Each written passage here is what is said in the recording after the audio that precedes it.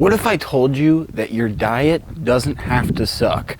Well, that's what I'm going to be talking about today, because your diet sucks, most likely. I mean, some people actually have it under control, but others, it just seems to be so hard to get dieting right. So today, that's what I'm going to be talking about. How do I have a diet that I can sustain, that doesn't suck, but also helps me to not gain too much weight and to either lose weight or just maintain a healthy level of weight. So I'm going to go over, there's basically going to be four sections of this video.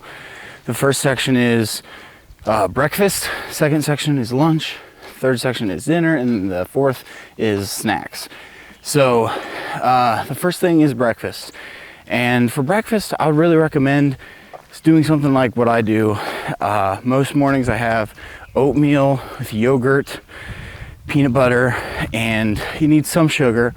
So just have like blueberries or something like that. Or sometimes I'll put like honey or caramel on it. Caramel's not so good, but anyways, you can do that. Or if you aren't like immediately craving sugar at the beginning of your day, which having that can definitely crave, as I found I crave sugar more throughout the day. So instead of that, you could also just do bacon and eggs or something along those lines, which bacon is not actually too unhealthy for you. It's not fat that gets you fat, really. I mean, if you have a normal amount of fat in your diet, then it's not fat that's getting you fat. It's most likely sugar and unhealthy carbs and the processed stuff. And there's two mistakes that I see most people make. Sorry, I'm out of breath. But there's two mistakes that I see most people make. The first mistake is that they have a lot of sugar. And the second mistake is that they buy a lot of processed healthy foods, when in reality, it's the homemade healthy foods that really bring life to the whole healthy experience. When you're cooking your own food, you know it's healthy, and you're trying to add ingredients that make it healthy. It's a whole different ballgame, and it's cheaper too.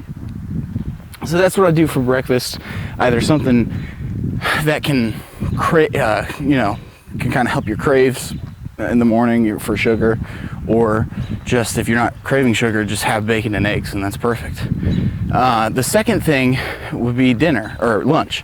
And for lunch, I would say there's an extreme version of this and there's a not so extreme version of this, but keep it light for lunch. What I do is I just do veggies for lunch. So you could have 2 cans of vegetables and 1 fresh vegetable, and that is super cheap, sustainable, and it fills you up for lunch.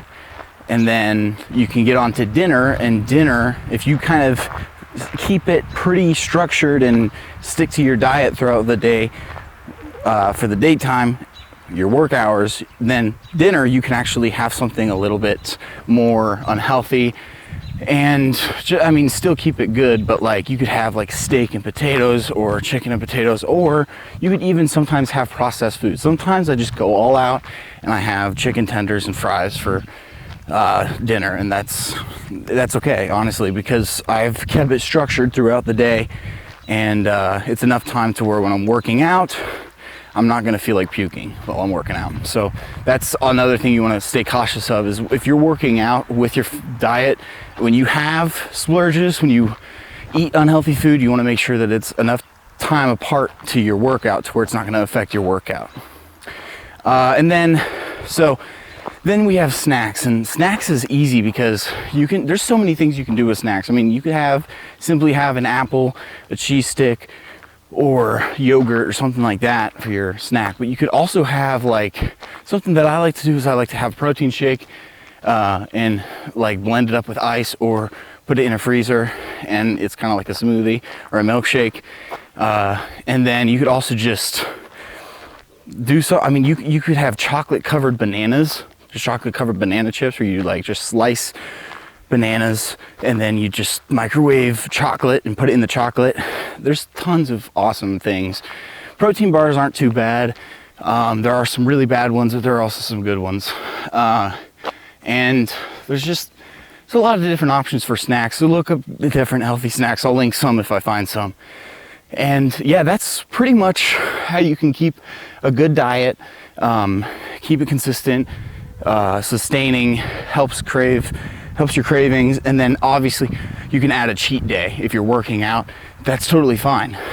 So a cheat day is basically where the whole week you keep it under control, and then during one day during the week you splurge on food and you have whatever you want. And honestly, as long as it's not like crazy bad, you can do that, and that's good. So those are my tips and tricks on how to live a healthier lifestyle, how to get your diet better.